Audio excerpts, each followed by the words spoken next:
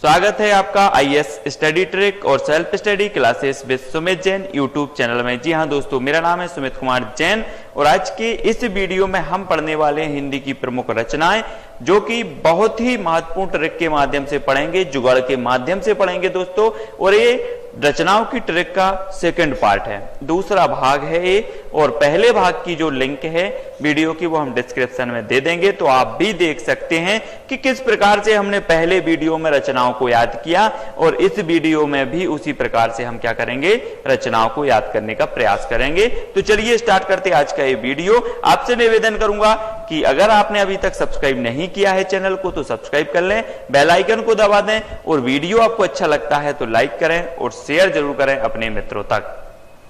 तो आज का जो पहला प्रश्न है वो है अद्भुत अपूर्व सपना के रचनाकार कौन है। जी हाँ दोस्तों, ये अद्भुत अपूर्व सपना जो कहानी है इसके रचनाकार आपको बताना है। तो इसका उत्तर जो हो जाएगा वो क्या हो जाएगा, वो हो जाएगा भारतेंदु। जी हाँ दोस्तों, अब इसको कैसे याद करें।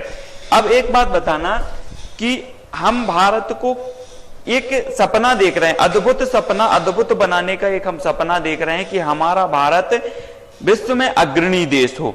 तो अद्भुत और अपूर्व सपना जो हमने पूर्व में कभी नहीं देखा, स्वच्छ भारत हो और हमारा जो भारत है सबसे स्मार्ट हो, इस प्रकार से हम अद्भुत और अपूर्व सपना देख रहे हैं। तो अद्भुत अपूर्व सपना जो हम देखेंगे वो कहां का देखेंगे, भारत का। तो भारतेंदु इसके रचनाकार हो जाएंगे। अगला क्वेश्चन है कि विष्णु प्रभाकर के प्रमुख कहानी संग्रह कौन कौन से। जी हाँ दोस्तों, तो इसके बारे में आपको बताना है। तो धरती अब भी घूम रही है संघर्ष के बाद। एक बात बताना कि धरती जो घूमती है, धरती जो टिकी है, कोई बोलता है कि विष्णु जी मतलब धरती के वो हैं, कोई बोलता है कि बैल के सींग पर है, कोई कहता है कि सर्प के उस फण पर है, इस प्रकार से है। तो विष्णु प्रभाकर की अगर कहानी संग्रह की बात करें तो विष्णु जी की कृपा से धरती अब भी घूम रही है, संघर्ष के बाद भी धरती घूम रही है। तो इसके रचनाकार कौन हो जाएंगे, संघर्ष के बाद धरती अब भी घूम रही है, विष्णु प्रभाकर। क्योंकि विष्णु जी की कृपा है, क्योंकि सृष्टि की रचना किससे मानी जाती है, विष्णु से मानी जाती है।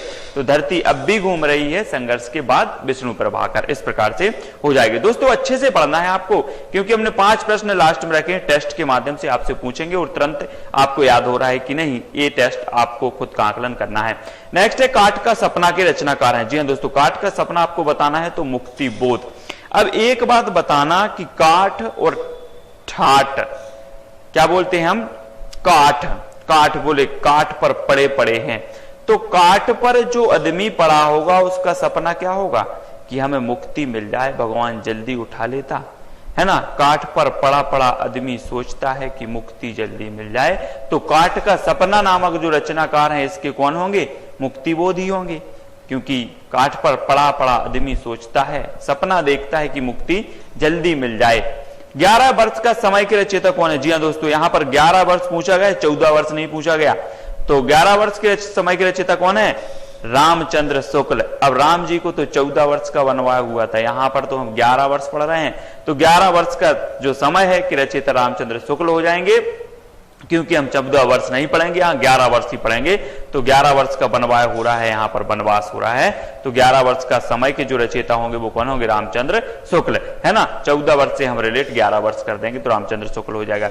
अगला है कि सूर्य पूजा और भेड़िए कहानी के रचयिता कौन है। जी हाँ दोस्तों, सूर्य पूजा और भेड़िए, तो ये आपको बतानी है।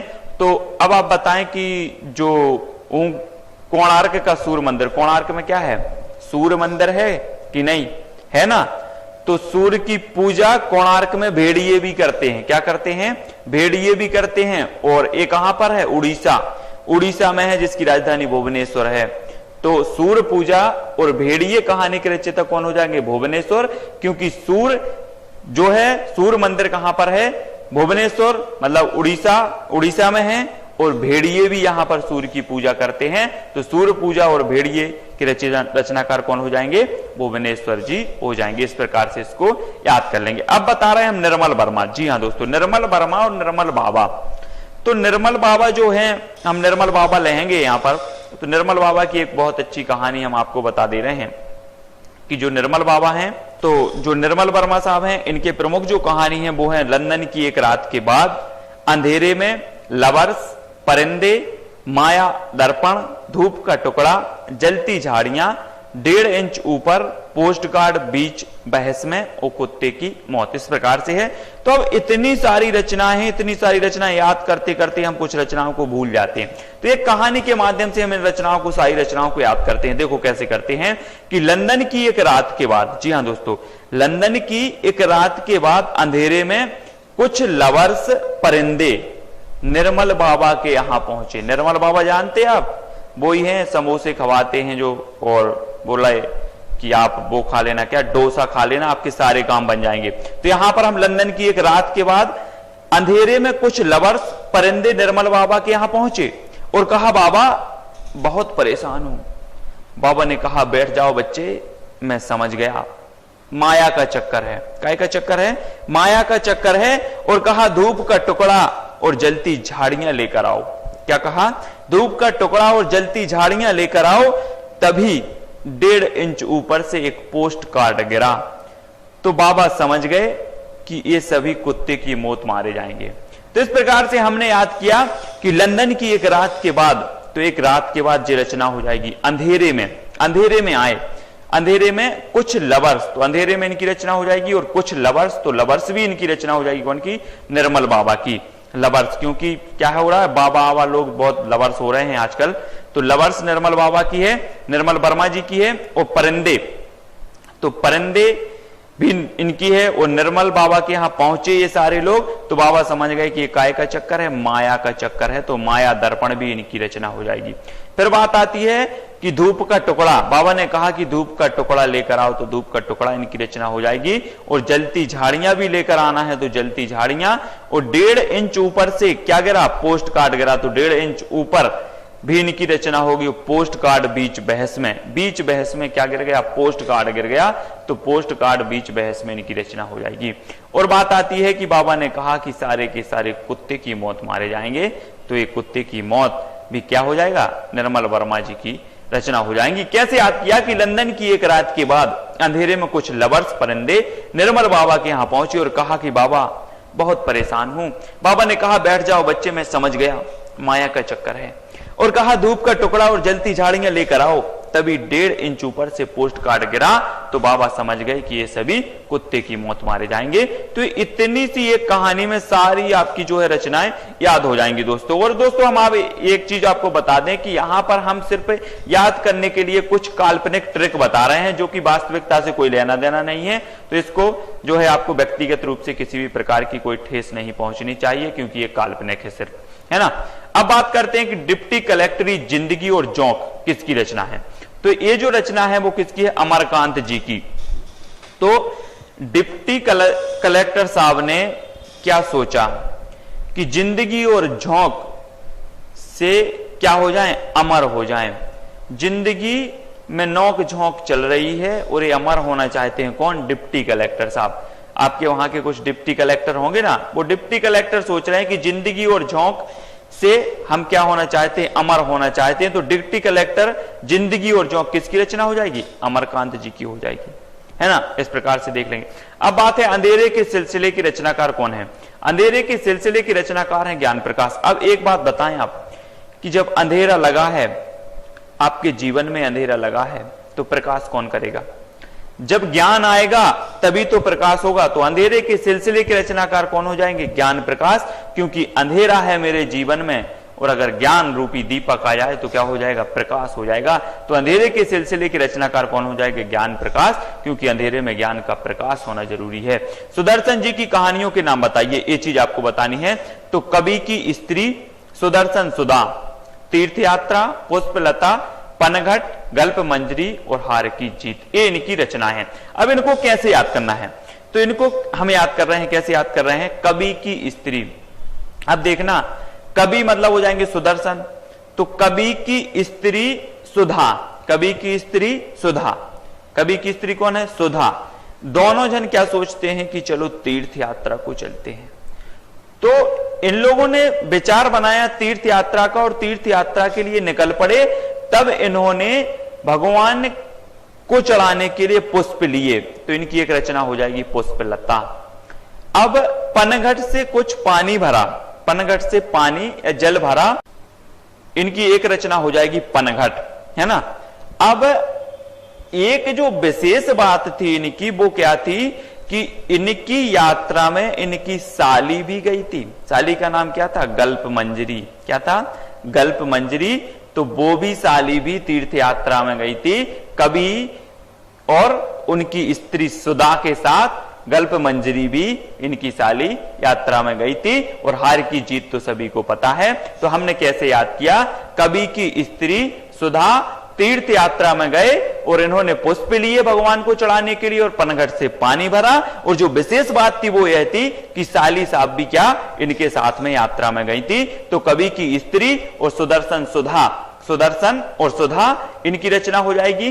तीर्थ यात्रा में गए तो तीर्थ यात्रा, पुष्प लिए तो पुष्पलता, और पनघट से पानी भरा तो पनघट, और गल्प मंजरी इनकी साली थी तो गल्प मंजरी इनकी रचना हो जाएगी। और हार की जीत तो आपको पता ही है, तो हार की जीत इनकी रचना हो जाएगी। तो इस प्रकार से हमने सुदर्शन जी की कहानियों को याद कर लिया। विशेष बात यही थी कि गल्प मंजरी इनकी जो साली थी वो भी तीर्थ यात्रा में गई हुई थी, ये विशेष बात थी।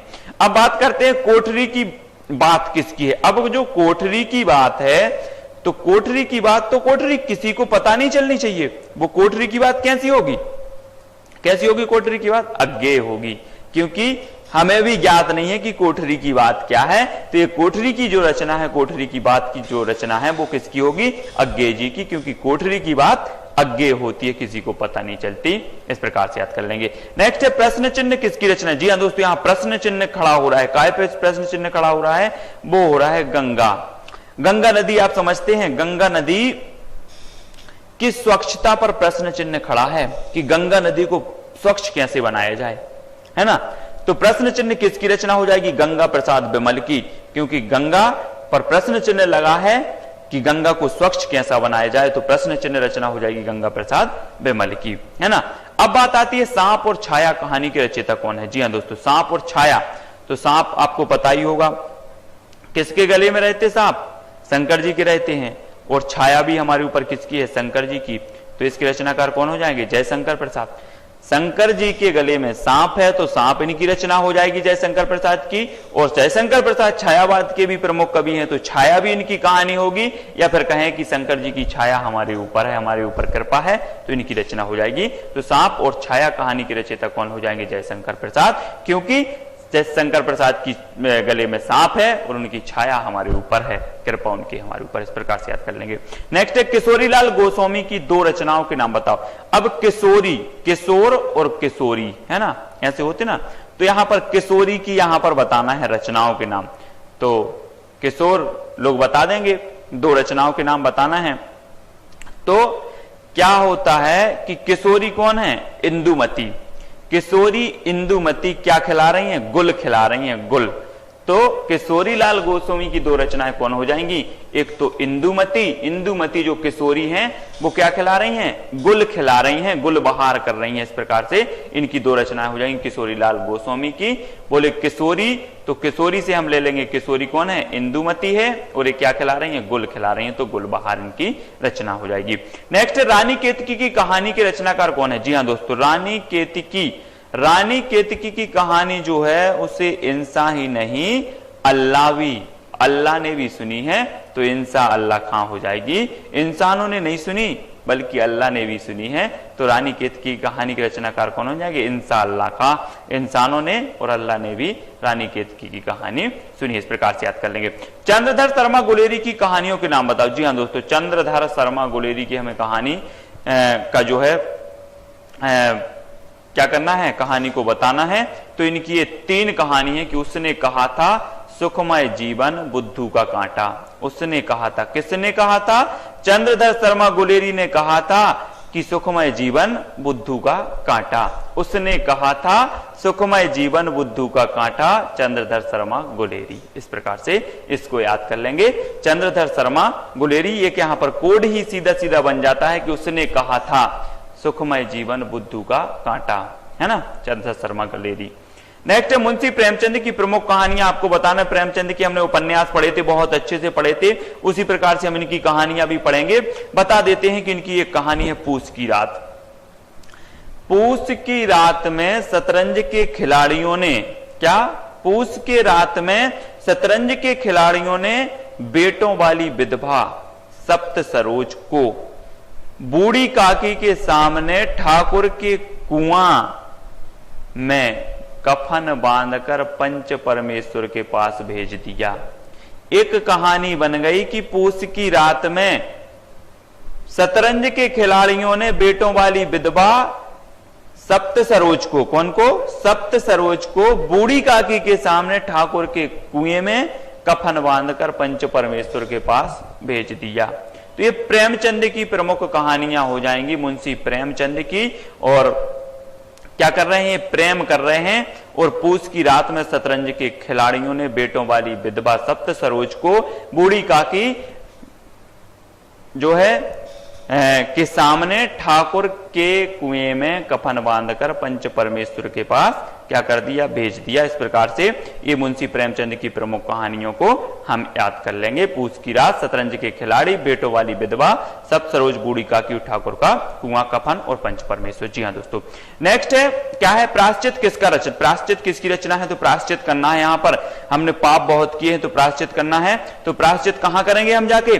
भगवती चरण वर्मा, भगवती के पास जाकर करेंगे कि पड़ोसी के पास जाएंगे कि नहीं आप तो हमें माफ कर दो, हमारे पास बहुत गलतियां हो गई? आप भगवती के पास जाएंगे कि भगवती मुझे प्रायश्चित करना है मुझे अपने पापों का। तो प्रायश्चित किसकी रचना हो जाएगी? भगवती चरण वर्मा की हो जाएगी, क्योंकि हमें भगवती के सामने जाकर प्रायश्चित करना है। नेक्स्ट है इन्हें भी इंतजार है। आपको भी इंतजार है कि नहीं है? इंतजार काहे का? ये रचनाओं का कि जल्दी याद हो जाए। तो हमें भी इंतजार है। काहे का इंतजार है? शिव का प्रसाद पाने का। शिव का प्रसाद मिल जाए तो जल्दी से एग्जाम निकल जाएंगे सारे। तो इन्हें भी इंतजार है शिव का प्रसाद, है ना? शिव का प्रसाद मिल जाएगा आपको भी, तो इन्हें भी इंतजार है। कहानी की रचना कौन हो जाएंगे? शिव प्रसाद सिंह हो जाएंगे, क्योंकि इन्हें भी इंतजार है शिव प्रसाद का, शिव के प्रसाद का, तो शिव प्रसाद सिंह हो जाएंगे। महेंद्र भल्ला की प्रमुख कहानियों के नाम बताना है। महेंद्र भल्ला साहब आपने सुना है कि नहीं सुना? ये नाम सुना होगा, महेंद्र भल्ला। इनकी कहानियां हैं एक पति के नोट्स 3-4 दिन। क्या कहा महेंद्र भल्ला ने? कहा एक महिला से कि अपने पति के नोट्स दे देना 3-4 दिन के लिए पढ़ने के लिए, है ना? तो उस महिला ने कहा जी हाँ बिल्कुल ले जाइए, आप तो पढ़िए। तो महेंद्र भल्ला की जो 2 कहानियां हैं वो है एक पति के नोट्स 3-4 दिन के लिए चाहिए थे। कौन को? महेंद्र भल्ला साहब को। कि इन्होंने कहा महिला से कि आपके पति के नोट्स जो हैं बनाए हैं वो 3-4 दिन के लिए मुझे दे देना पढ़ने के लिए, एग्जाम है ना? तो महेंद्र भल्ला की प्रमुख कहानियां कौन सी? एक पति के नोट्स 3-4 दिन। इस प्रकार से 2 हो जाएंगी। नरेश मेहता की प्रमुख कहानियां आपको बताने। जी हाँ दोस्तों, नरेश मेहता साहब की कहानियां हैं कि निशाजी तथापि समर्पित महिला हैं। निशाजी तथापि समर्पित महिला हैं। किसके लिए समर्पित हैं? नरेश मेहता के लिए समर्पित है। नरेश मेहता के लिए निशाजी तथापि समर्पित महिला हैं। इस प्रकार से इनकी रचना हो जाएंगी। नरेश मेहता साहब की जब भी रचनाओं की याद आएगी तो निशाजी को याद किया जाएगा। निशाजी तथापि समर्पित महिला है नरेश जी के लिए, है ना?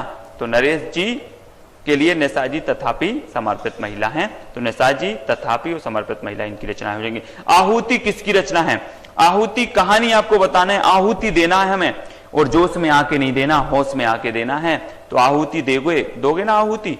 तो ईलाचंद्र जोशी आएंगे। ईलाचंद्र जोशी ने जोश में आकर आहुति दे दी। आप भी नहीं दे देना आहुति, जोश में आकर आहुति देना है तो आहुति दे सकते हैं आप, है ना? तो आहुति किसकी कहानी हो जाएगी? ईलाचंद्र जोशी की। जी हाँ दोस्तों, ऐसा याद हो जाएगा।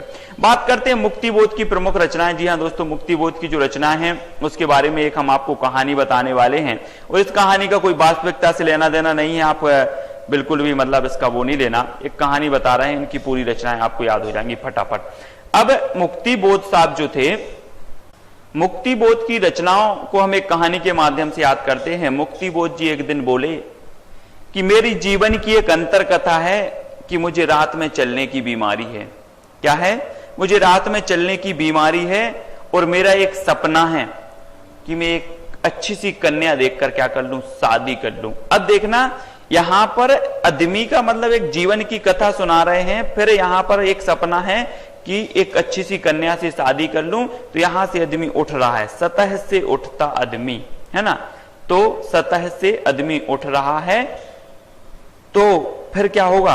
अब इनके जो सपना है फिर आत्मसंघर्ष चलेगा। आत्मसंघर्ष इनके मन में चल रहा है। आत्मसंघर्ष चलते चलते ये एक कन्या को देखने जाते हैं शादी के लिए, है ना। शादी के लिए देखने जाते हैं तो क्या होता है, हम बता दें आपको कि मुक्तिबोध का पूरा नाम क्या है, गजानन माधव मुक्तिबोध। अब गजानन किसको बोलते हैं, गणेश जी को।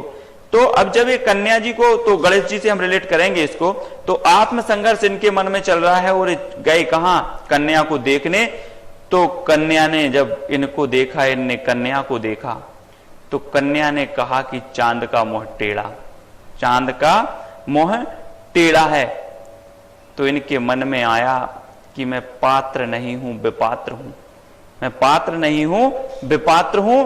तो इन्होंने एक बार उससे कहा, उस कन्या का नाम क्या था, कामायनी। क्या था, कामायनी था उस कन्या का नाम। तो इन्होंने कहा कि कामायनी एक बार तो विचार करो, मेरे बारे में एक बार तो विचार करो। तो इनकी एक रचना हो जाएगी कामायनी पुनर्विचार। अब शुरू से करते हैं कि मुक्तिबोध गजानन माधव मुक्तिबोध ने क्या कहा कि मेरे जीवन की एक अंतर कथा है। तो मेरे जीवन की इनकी एक रचना हो जाएगी, एक अंतर कथा है तो एक अंतर कथा हो जाएगी।